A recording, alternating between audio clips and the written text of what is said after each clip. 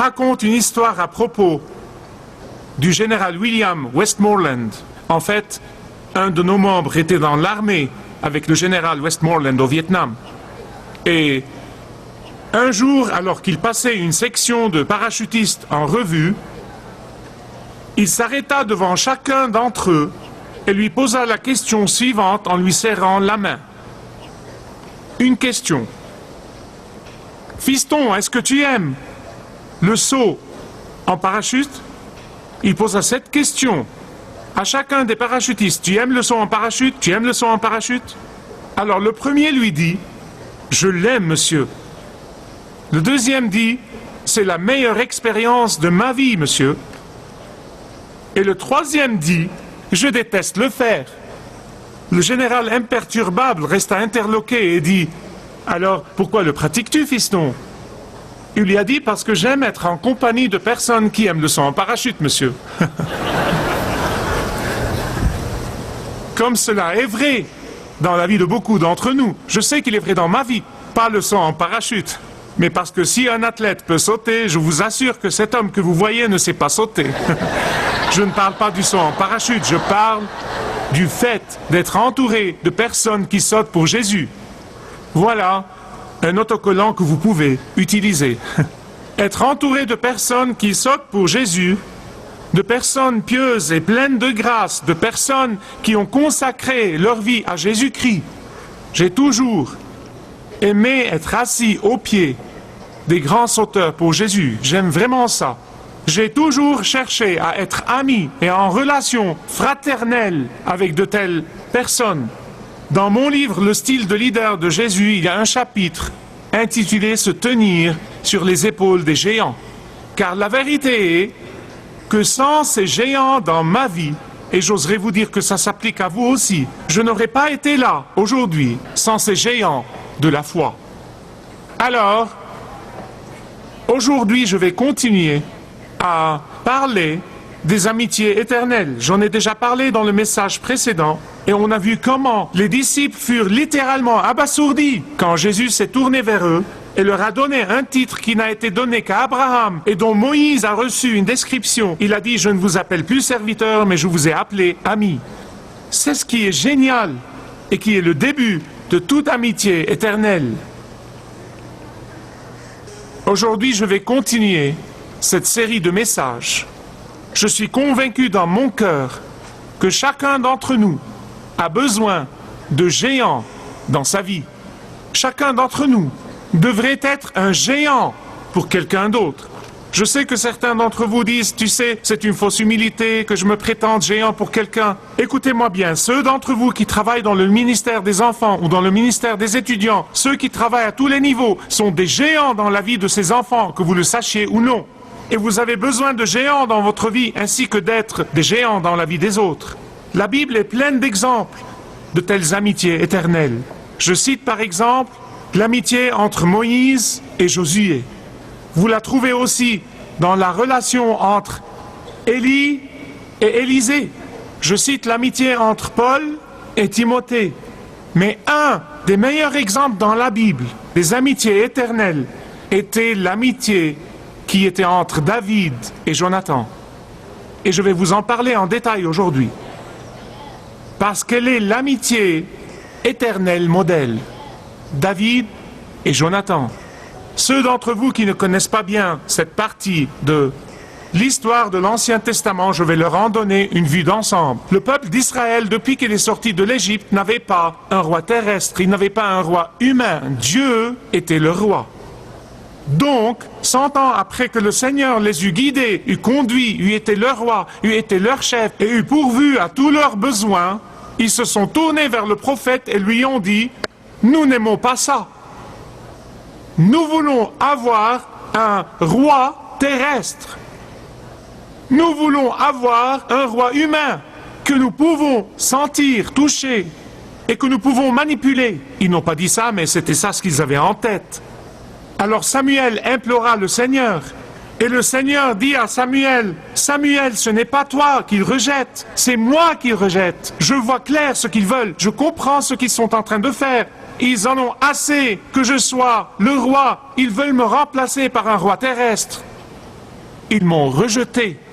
Et alors Saül devint le premier roi humain régnant sur la nation d'Israël. Mais il était une catastrophe. Il était une catastrophe. Mais il avait un fils pieux. Et ce fils pieux s'appelait Jonathan. Mais Dieu n'a pas demandé à Samuel d'oindre Jonathan, le fils de Saül, pour qu'il soit l'héritier ou le successeur de son père. Il lui dit non, je veux que tu ailles loin, trouver le fils de Jessé, David, qui a 16 ans, et que tu oignes David comme roi pour remplacer le roi Saül. Et c'est ce qu'il a fait. Mais à 16 ans, David avait à attendre. Écoutez, je vais m'arrêter pour un moment et m'adresser à ceux qui espèrent en Dieu. Certains d'entre vous connaissent les promesses de Dieu, ils espèrent en lui. Mais ils sont déçus d'avoir attendu longtemps.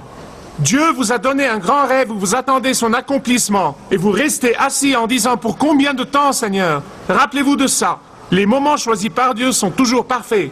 Et attendre ne serait pas toujours mauvais. En fait, attendre est pour le mieux, car attendre peut être vraiment un temps sacré de la main du Seigneur. Car durant la période d'attente, savez-vous ce que Dieu serait en train de faire? Savez-vous ce qu'il fait? Il vous façonne, il vous travaille, il édifie votre personne et il vous prépare. Donc le mauvais roi Saül sut que David a été oint par Dieu pour devenir son successeur. Alors il l'a fait venir au palais pour garder un œil sur lui. Mais ce n'était pas ça tout ce qu'il voulait faire. Il voulait tuer David. Je veux dire, il voulait vraiment le tuer. Et il l'a poursuivi avec acharnement. Si souvent vous lisez dans les Écritures combien de fois Saül a essayé de tuer David en vain, il a essayé vraiment de le tuer. Êtes-vous prêts pour entendre une parole de Dieu? Eh bien, toute personne qui essaye de tuer la vision de Dieu, ou le plan de Dieu, ou une femme de Dieu, ou un homme de Dieu, ne réussira jamais. Elle ne réussira jamais. Parce que c'est ça, la volonté de Dieu, et elle ne peut être contrariée. Et c'est là où l'amitié éternelle et formidable devient unique dans tout l'Ancien Testament. Elle est vraiment formidable. David, qui a été choisi par Dieu pour être le prochain roi, s'est lié d'une amitié éternelle, d'une amitié sainte, avec le fils de l'homme qui essayait de le tuer, Jonathan. Et alors que leur amitié éternelle commença à se dévoiler, nous voyons que la chose qui a uni leur cœur ensemble était l'obéissance à la parole révélée du Seigneur. C'était l'obéissance à la parole révélée de Dieu. En fait, c'est tout ce qu'ils avaient en commun, rien d'autre. C'est très attristant pour moi. Comment parfois, quand je vois deux mariés qui veulent se séparer, que la première chose qu'ils disent est « Eh bien, nous n'avons rien en commun ». Je leur dis « Mais arrêtez, bien sûr que si, bien sûr que si. Vous cherchez la gloire de Dieu, n'est-ce pas? Vous aimez Jésus, n'est-ce pas? Vous avez cela en commun et c'est suffisant. » Quand vous voyez deux frères et deux sœurs en Christ qui, après une merveilleuse amitié, se séparent et disent « Nous n'avons rien en commun », mais si, vous avez. Vous aimez Jésus. Vous cherchez la gloire de Dieu. Vous avez quelque chose en commun, beaucoup plus important que toute autre chose. Écoutez-moi bien. David et Jonathan ne pouvaient pas être plus différents l'un de l'autre. Ces deux hommes, il était extrêmement improbable qu'ils soient des amis éternels. Et des amis éternels, ils l'étaient. Et ils l'étaient tellement qu'ils ont donné l'exemple pendant près de 3000 ans, durant lesquels le peuple de Dieu repensait à eux pour savoir à quoi ressemble la relation éternelle. Alors leur amitié n'a pas été établie dans un milieu commun, mais leur amitié éternelle avait une seule chose en commun, la gloire de Dieu. Ce désir de la gloire de Dieu s'est exprimé de différentes manières. Et il peut s'exprimer en toi et en moi à travers différentes façons dans notre vie en tant qu'Église. Il peut s'exprimer à travers le témoignage pour Jésus. Il peut s'exprimer en encourageant et exhortant l'un l'autre à vivre pour Christ et marcher avec Christ. Et la liste ne finit pas. Alors l'amitié de David et Jonathan était une amitié éternelle parce qu'ils n'avaient rien en commun autre que le désir de la gloire de Dieu. Je vais vous montrer ce que je veux dire. Jonathan était le fils aîné du roi Saül. Jonathan était l'héritier du point de vue humain et non pas l'héritier du point de vue de Dieu. D'une autre part, David était le fils cadet d'un père inconnu. David était le successeur choisi par Dieu. Il a été oint à l'âge de 16 ans et il attendait alors que Saül le poursuivait. Mais le contraste entre ces deux ne s'arrête pas là, il ne s'arrête pas là. Alors que Jonathan était bichonné dans le palais royal, David travaillait pour un salaire minimum depuis son enfance. Alors que Jonathan était privilégié, David était méprisé par ses frères. Lisez l'histoire entière chez vous. Alors que Jonathan était très célèbre, David était loin des regards. Alors que Jonathan était entouré de serviteurs, David servait son père et ses frères plus âgés que lui. Alors que Jonathan était un prince, David était un jeune berger. Et la liste continue encore et encore. J'essaie de dire quelque chose, vous l'avez saisi? Bien. Et pourtant, les cœurs de Jonathan et David étaient unis dans une amitié éternelle, car chacun d'entre eux cherchait à honorer Dieu et cherchait à obéir la volonté de Dieu révélée dans sa vie. Cette amitié était basée sur la volonté d'être obéissant à la vision de Dieu. Maintenant que je vous ai donné un aperçu sur cette amitié éternelle entre Jonathan et David, laissez-moi vous lire 4 versets qui vont résumer la puissance de l'amitié éternelle. 4 versets. 1 Samuel 23 à partir du verset 15. N'oubliez pas ça. C'était un des moments les plus pénibles dans la vie de David. Probablement un des moments les plus pénibles qu'il a jamais expérimenté. C'était le temps, en fait, où David fuyait le père de son ami Jonathan, Saül. Et il était au bout du rouleau. Avez-vous jamais été au bout du rouleau? Changez de rouleau et continuez. C'est ce que Dieu voudrait que vous fassiez. Mais je voudrais que vous sachiez à quoi une amitié éternelle ressemble. Verset 15 du chapitre 23. David, voyant Saül en marche pour attenter à sa vie, se tint au désert de Ziph dans la forêt. Et le fils de Saül, Dieu n'est-il pas merveilleux? Juste après ce verset, vous passez au suivant. Ce fut alors que Jonathan, fils de Saül, se leva et alla vers David dans la forêt. Jonathan fortifia la confiance de David en qui? En Dieu. Écoutez ce que Jonathan a dit. Il lui dit, « Ne crains rien, dit-il, car la main de Saül, mon père, ne pourra pas t'atteindre. » C'est bien d'être ami avec une personne qui a tellement confiance en Dieu qu'elle ne reculerait pas, quelles que soient les conséquences. Tu régneras sur Israël parce que Dieu a dit ça. Et moi, je serai au second rang près de toi. Et même mon père le sait bien. Et la Bible dit qu'ils firent tous deux alliance devant l'Éternel. Et Jonathan s'en alla chez lui et David resta dans la forêt. Voilà ce que l'amitié éternelle fait. Elle fait 2 choses. Premièrement, elle encourage. Deuxièmement, elle affirme. Elle encourage et elle affirme. Vous savez, il n'est pas besoin de vous dire que l'amitié du monde est basée principalement sur mes besoins et comment pourrais-je trouver un ami qui subvienne à mes besoins. Ce n'est pas étonnant que ce genre d'amitié ne dure pas longtemps.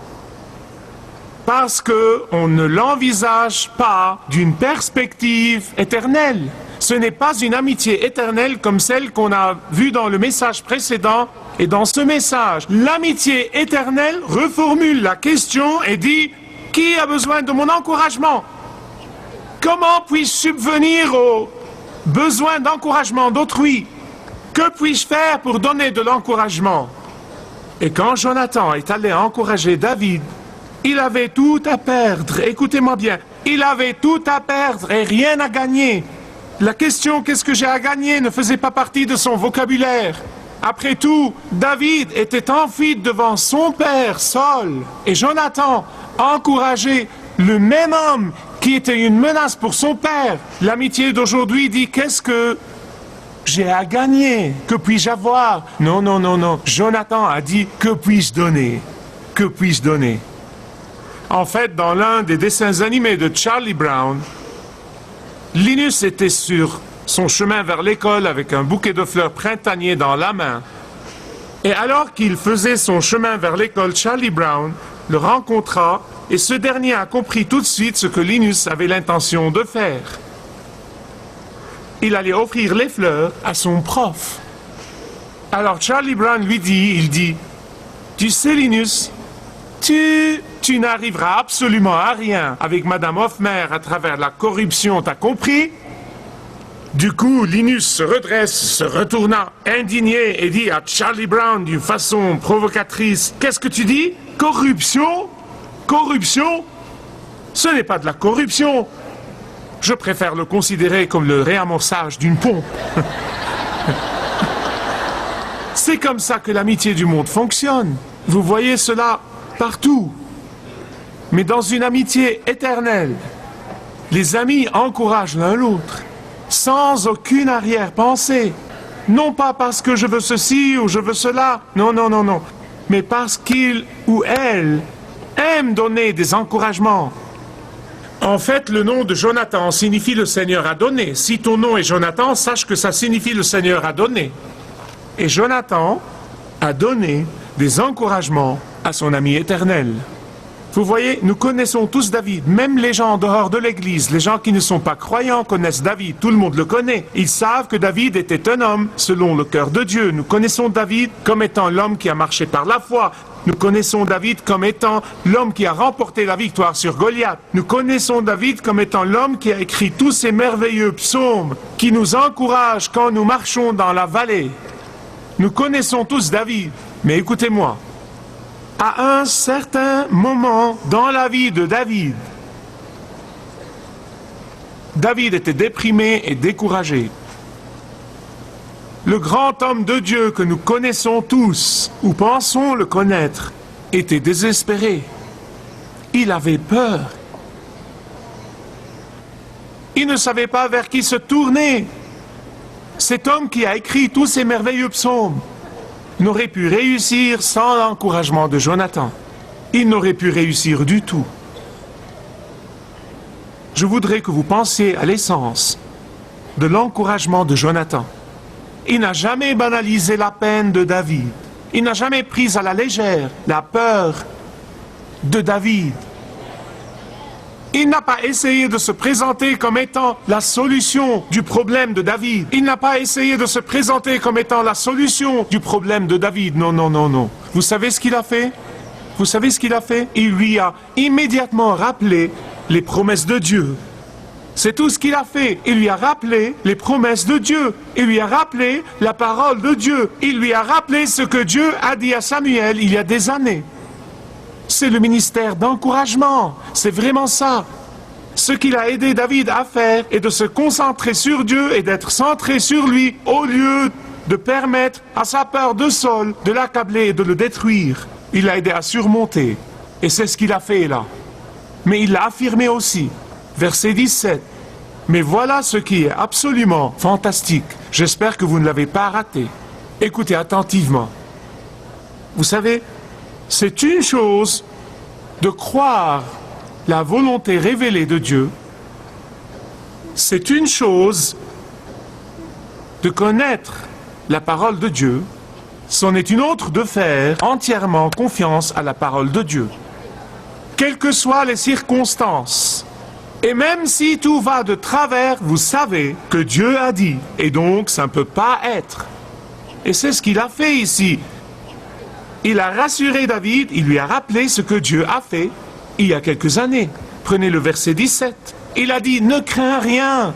Il a dit, car la main de Saul, mon père, ne t'atteindra pas. Car quand tu obéis à la volonté de Dieu, quand tu marches avec Dieu, l'ennemi ne peut pas t'atteindre, l'ennemi ne peut pas te faire du mal, personne ne peut te toucher. Tu régneras sur Israël et moi je serai au second rang près de toi. Je ne peux pas m'empêcher d'avoir le sens de l'humour en moi. En lisant ce verset, il a dit, tu seras le roi et je serai au second rang. J'ai pensé à ça. Et à notre esprit de compétition dans ce monde. J'ai pensé à 2 joueurs de golf qui essayent de discuter avant de jouer le départ. Le premier dit, tu sais, je veux que tu gagnes aujourd'hui. Je ne vais pas m'affronter à toi. Je veux perdre devant toi. Imaginez 2 personnes qui se disputent le même emploi et qui font de leur mieux pour avoir le même emploi. Le premier vient et dit, tu sais, je veux que tu aies toi-même cet emploi. Je vais te rendre service. Cela est très étranger à nos pensées d'aujourd'hui. C'est très étranger, mais c'est exactement ce que Jonathan a fait. Il a dit à David, je sais ce que Dieu a dit, je sais ce que Dieu va faire. Tout ce que tu as à faire est de te concentrer sur ce que Dieu a dit. Il y a une autre chose qui caractérise l'amitié entre Jonathan et David. Leur amitié a toujours été stable. Ils étaient voués l'un à l'autre. Verset 18. Ils firent tous 2 alliance devant l'Éternel. On se demande comment l'idée leur est-elle venue à l'esprit de faire alliance l'un avec l'autre. Comment ont-ils pensé à ça? Ils connaissaient Dieu. Ils connaissaient Dieu comme étant le Dieu des alliances. Ils connaissaient Dieu comme étant le Dieu qui fait des alliances, et ils le connaissaient comme étant le Dieu qui garde les alliances. Et parce qu'ils connaissaient Dieu, ils l'ont imité en faisant une alliance l'un avec l'autre.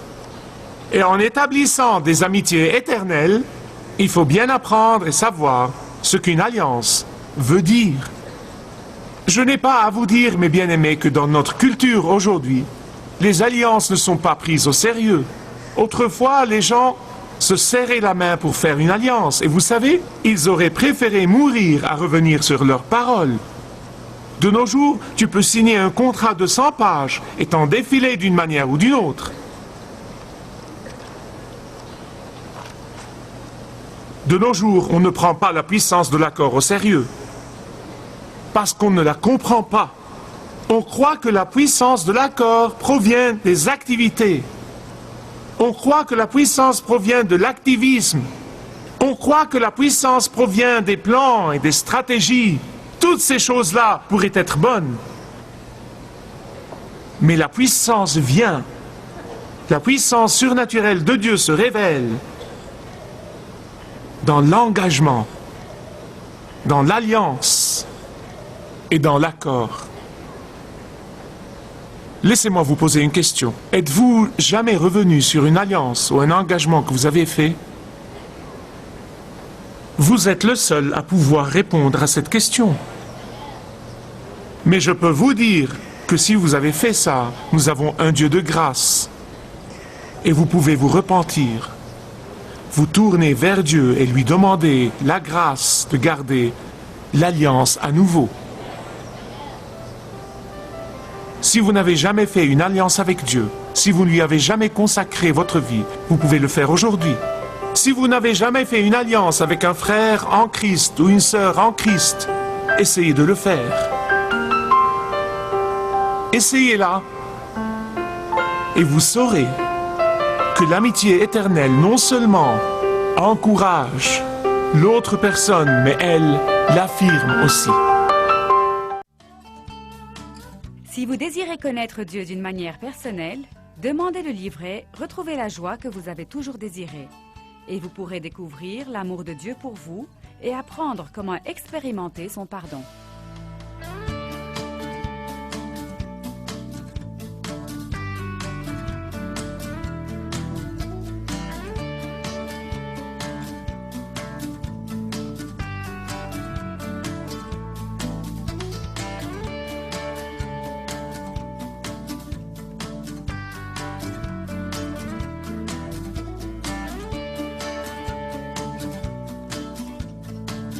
Si vous avez une relation personnelle avec Dieu et vous êtes intéressé à marcher plus intimement avec lui, demandez le livret « 7 pas sur le chemin de la foi » qui vous guidera dans une relation plus profonde avec votre Père Céleste. Demandez votre livret gratuit.